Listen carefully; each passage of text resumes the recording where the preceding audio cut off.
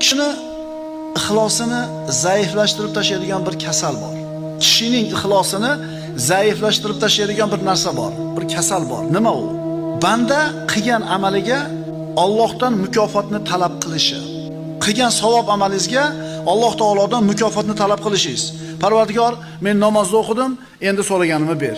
Parvardigor, men pul sarflab hajga, umraga bordim, endi so'raganimni ber. Mukofot qani? Nimaga bermayapsan? Bir savobli ish qilib turib orqasidan so'raymiz, ha? Lekin bu so'rayotganimiz Allohning fazlidan bo'lsin.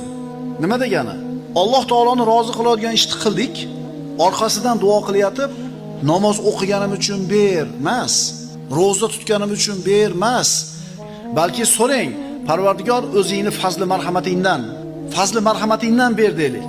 Agar qilgan amalimizga mukofot talab qilsak, bu ixlosimizni pasaytirib, susaytirib yuboradigan amal ekan.